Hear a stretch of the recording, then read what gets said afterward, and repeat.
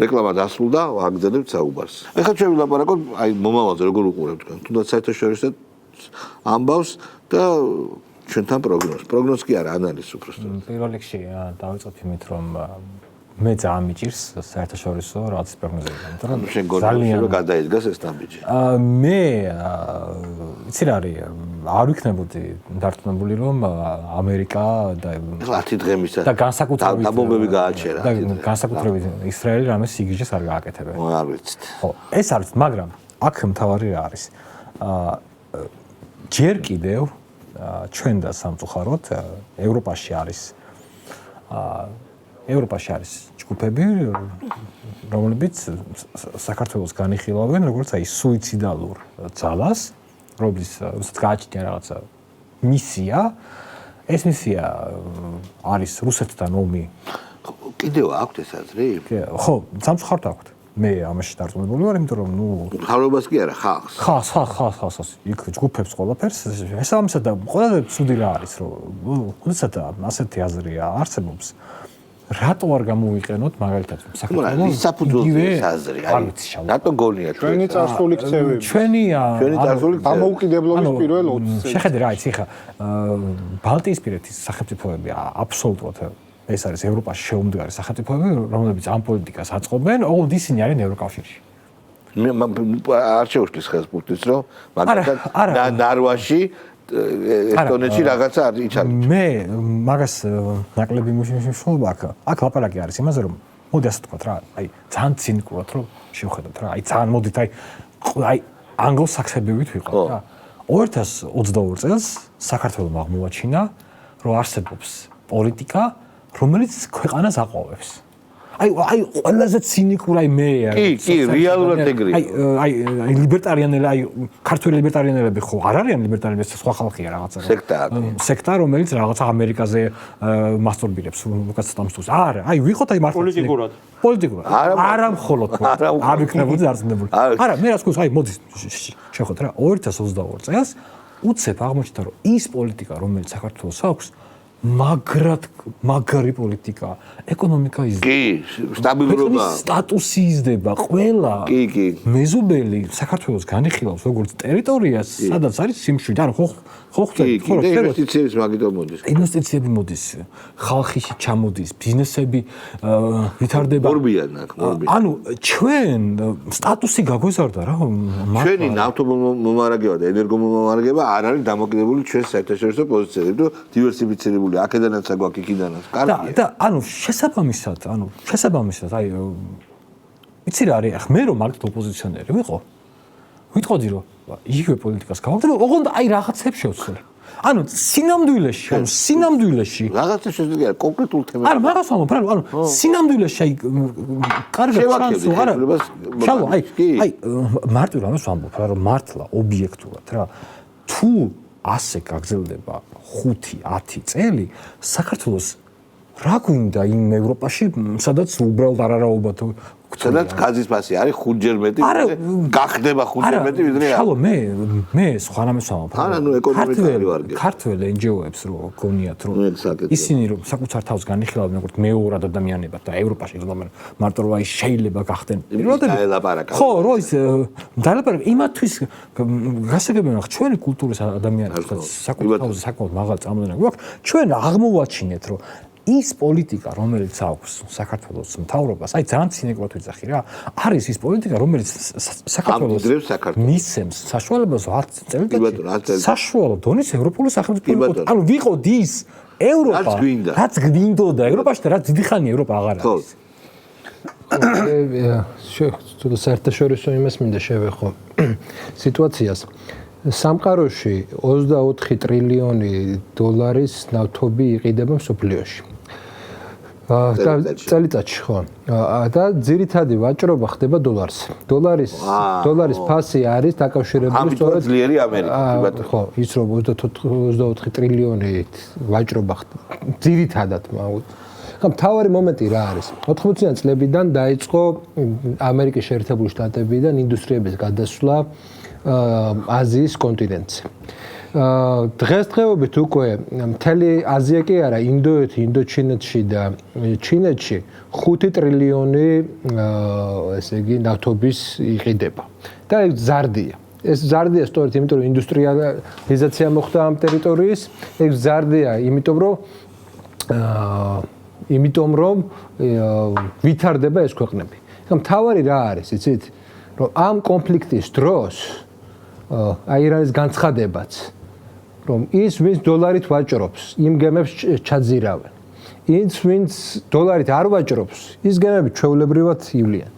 ეს რას ნიშნავს? ეს პირველ რიგში რას ურტყავს? ეს ურტყავს ნავთობ დოლარის პრინციპს. ხა ეს არ არის მარტო ისე რა ქვია პატარა გეოპოლიტიკური თამაში, ეს არის გლობალური გეოპოლიტიკური თამაში. ერთხელ ამერიკა იყო კრიზისში. მინდა შეგახსენოთ, რომ 70-იან წლებში, როდესაც არაბულმა სახელმწიფოებმა გადაწყვიტეს და გაერთიანდნენ, ემბარგო დაუწესეს შეერთებულ შტატებს. და ნავთობის ემბარგო იყო და ტალონებით გაიცემოდა ნავთობი, ბენზინი. ძალიან დიდი კრიზისი დადგა. ეხლა ჩვენ იმის წინაშე ვართ, რომ ეხლა თქვენ გგონიათ, რომ ირანი ეს არის ირანი არის პროქსი ძალა, როგორც უკრაინა არის პროქსი ძალა. ჩინეთის და რუსეთის საბოლოო ჯამში. დამოუკიდებლობის მეტი ხარისხი. კი. ხო, ეგრევე. მაგრამ ჯერ ერთი რუსეთი და უკრაინა, ერთი სლავები არიან და ჩინეთი და რუსეთი. მიდის დიდი გადანაწილება, დიდი ომი მიდის. ესა უბრალოდ ერთ-ერთი წერტილი. აქ თავარი რა არის? ეგ უნდა ვიცოდეთ, რომ აი საფრთხე რაში შეიძლება მდგომარეობდეს აი ამ შეკითხვა დავსვათ. მარტო ნავთობი არ არის აქ. 40% გოგირდის. ეს გოგირდით წმენდან ის რაც მე ჩიპებს აკეთებენ. ჩიპები რაც ესე იგი ჭირდება ჩვენ 40% გადის ამ ორმოზის სრუტეში. წარმოიდგინეთ ეს კონფლიქტი გააზრდის ჩიპების ფასს, ეს კონფლიქტი გააზრდის შეამცირებს დოლარის მნიშვნელობას და ამ კონფლიქტს შეუძლია ამერიკული ჰეგემონიის ძალიან სერიოზული დარტყმა. დავიწყოთ რომ ივანებით იყიდება ყველაფერი და ივანების და კიდე სხვადასხვა ისაა ეროვნული ვალუტა. მაგალითად რუსეთსა და ინდოეთს შორის რუპიებში არის და მთელი რიგი ეს კომპონენტებია. და რას თავარია ესაც ვიცი 90-იან წლებში იყო წარმოდგენა რუსეთზე, რომ რუსეთი არის დიდი ბეზოკალონკა ვირტუალია. იცი ვინ თქვა? ვინ? მაკეინმა, ხო? დღეს ამერიკა არის დიდი ბეზოკალონკა, რომელსაც აქვს ვირტუალია და ყველა მის პარტნიორთან აქვს უარყოფითი სავაჭრო სალდო. ეგ მაგითო ტარიფები მაგდროს შემოიღო. ტარიფების პოლიტიკა მაგითო შემოიღო. ევროკავშირთან უარყოფითი ქონდა, კანადასთან უარყოფითი ქონდა, ჩინეთთან უარყოფითი ქონდა. მაგრამ მაგას იმით აბალანსებს, რომ დოლარის არის რეზერვი არის სოფიო. ყავს ჯარი. ანუ ერთადერთი რაც დაიტოვა ჯარი და ტარიფები. და აღმოჩნდა რომ ეს ჯარიც ისეთ ქვეყანასა როგორც არის ირანი 10 ჯერ უფრო სუსტი ქვეყანა. 10 ჯერ სუსტი ქვეყანა ტექნოლოგიურად ჩამორჩენილთა, ხო?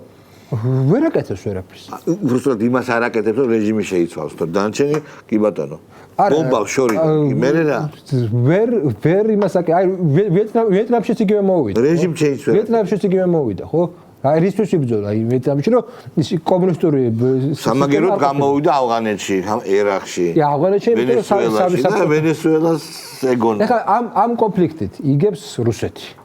ეხლა ფული შეზდის კი. ფული შეზდის ეს ერთი მომენტია და მეორე. უკრაინა დაიწყებას მიიღო, ერაყს აღარ აზრიან. მნიშვნელოვანია რომ ამ პერიოდში აი ვინც თქვას ვერ სწავლობს ევროკავშირია.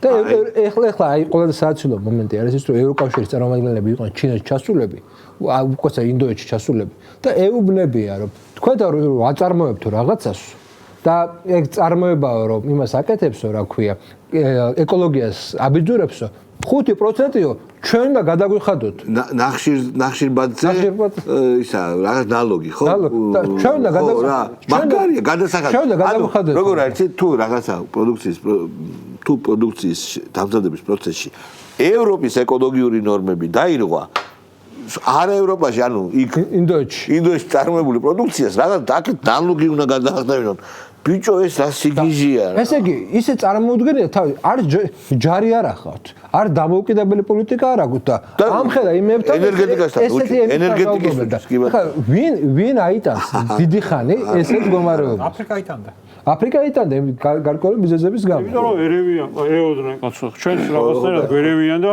მაგტონით იმიტომ გელაპარაკებიან. ეხა უკვე ნელა ზარი შეეპარა. ინდოეთს ველაპარაკებიან, მილიარდ ნახევარია თუ მილიარდ 200-ია.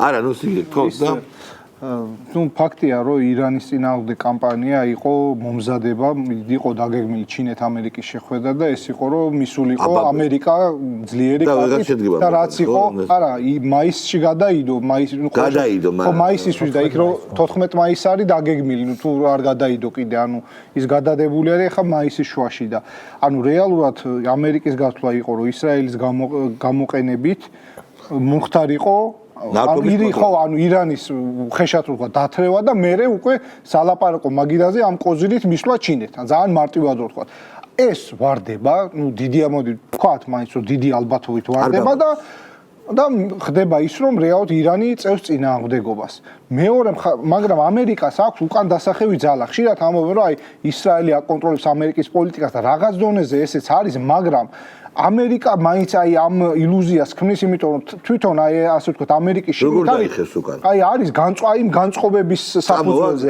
აი მაგალითად არის კოლექტიური ტაკერ კარლსონი, რომელიც ამბობს, რომ არ გვინდა ომი, აი მაგა. ანუ ამერიკა ყოველთვის იზოლაციონისტები, ანუ ყოველთვის რამდენიმე სტრატეგიას უშვებს და თუ ერთი სტრატეგია ვერ გაამართლებს უცბად გადმოსება აქვს. ხამია დავსვა და მინდა რომ პასუხი შენს გამცე. საქართველოსნაირად ჭვიანურად თუ აბა რომ არ ვიცი ხა გეკითხები, იქცევა რომელიმე ქვეყანა. ყაზახეთი.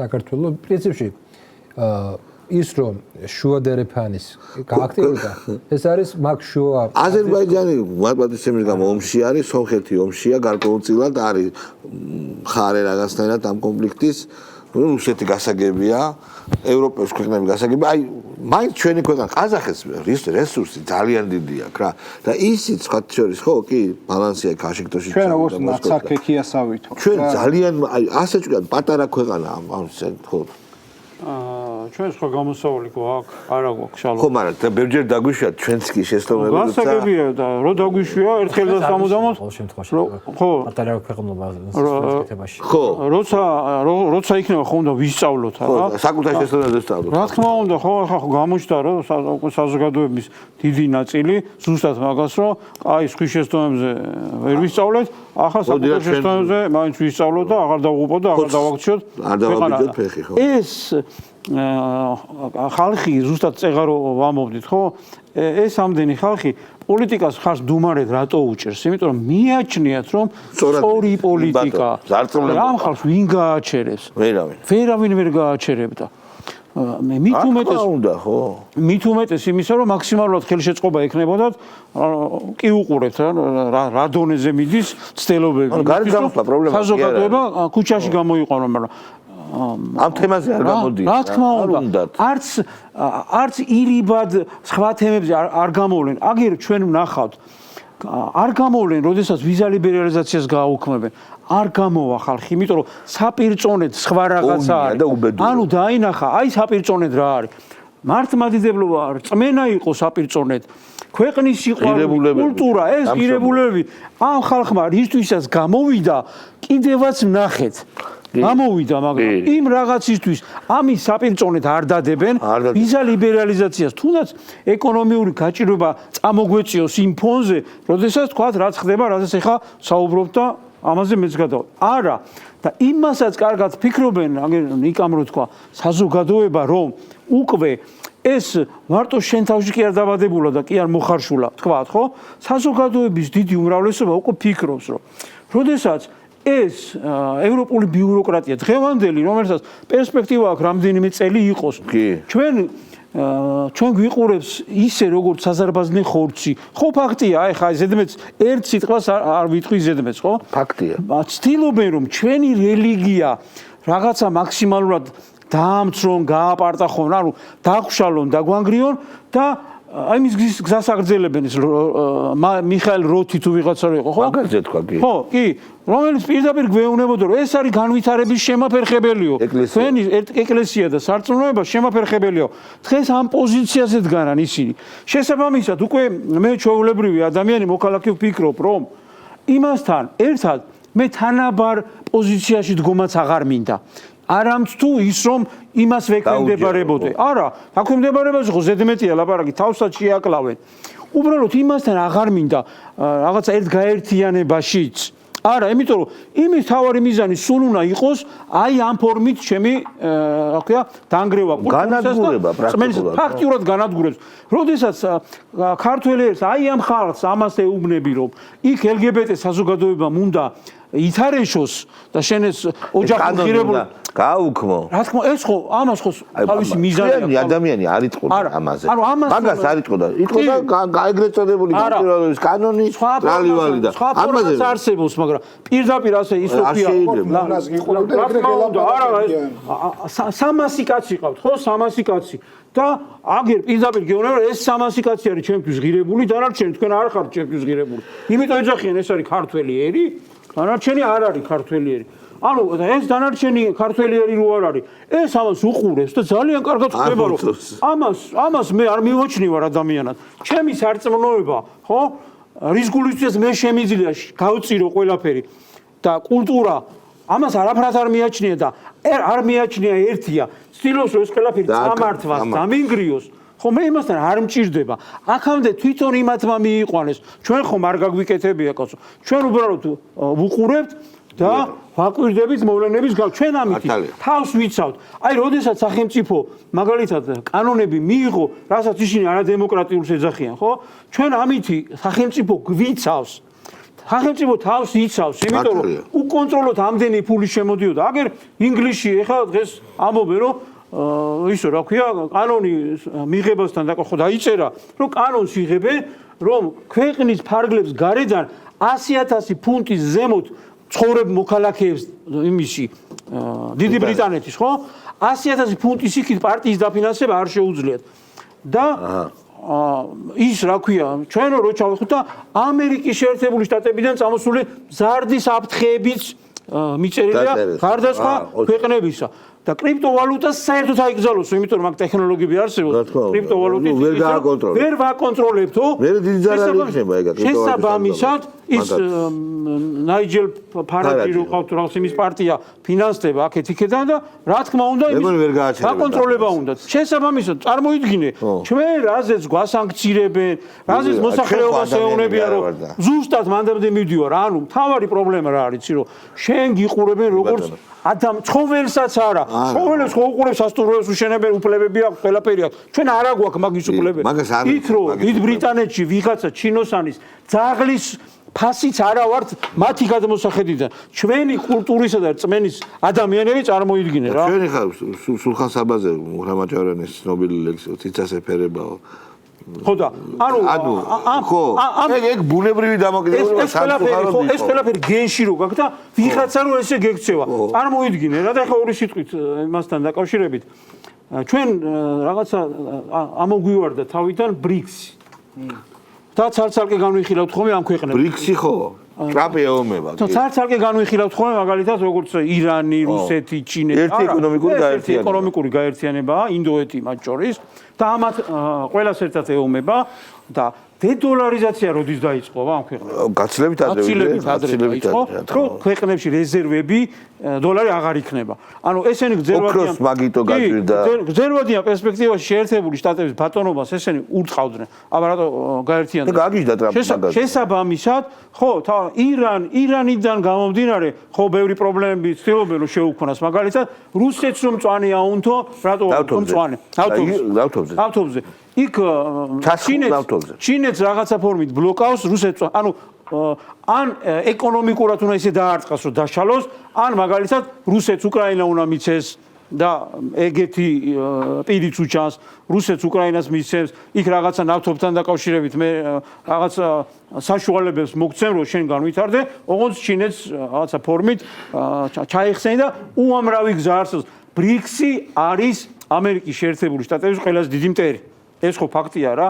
ის ერთადერთი რაც აქვს ძალა დოლარი, იმას თუ დაარტყეს და ის თუ გაუფასურეს, ხო, ანხელა, ნუ წარმოიდგინე ახლა წეღარ ამოდი 24% თუ არის ნავთობის და 24 ტრილიონი. ხო 24 ტრილიონი თუ არის ნავთობი ამერიკულ დოლარებში ტრიალებს, შესაბამისად თუ ეხლავე 5%-ია, წარმოიდგინე 10%-ზე რო აიყვანე 10% სერიოზულად დაარტყავს. უკვე უტყავს. სერიოზულად დაარტყავს. ამიტომ ესენი იბრძვიან თავიანთი ბატონობისათვის და რა თქმა უნდა ირანი ახლა არის ამორჩეული პროქსი ქვეყანა. ახლა ჩინეთს ვერ დაარტყავდა, რუსეთს ვერ დაარტყავდა, ესე უტყავს რუსეთს. პირებად მიდის და ასე შემდეგ, ხო? მაგრამ მე მგონი დამთავრდება ახლა. მაგრამ საშიშროება არა, რა თქმა უნდა დამთავრდება კონსულტანტი. ანუ საშიშროება რა არის?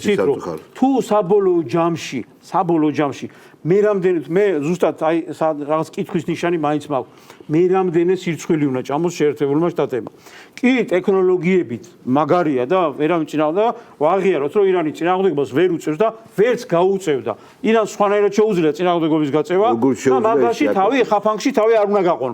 ეს ორჯერ ორია, მაგრამ თუ მათ ვერ მიიყვანეს იქამდე ირანი რომ ხელისუფლება ჩამოშალონ და ის ხელისუფლება მოიყვანონ, რომელიც თვითონ უნდა აკონტროლონ, ჩათვალეთ რომ შეერთებული შტატების დამარცხებულიც არის და უკუსლად დაიწყება, უკუსლად გარდაუვალია რა. დიდი მადლობა მეგობრებო, ჩვენ ძალიან საინტერესოდ ვისაუბრეთ, ჩვენ გვაქვს იმედი რომ ჩვენს ქვეყანაში ყველაფერი კარგად იქნება და ეს იმედი ჰაერზე არ არის დაფუძნებული. ჩვენ ერთმანეთს მომავალ შაბათს შევხვდებით.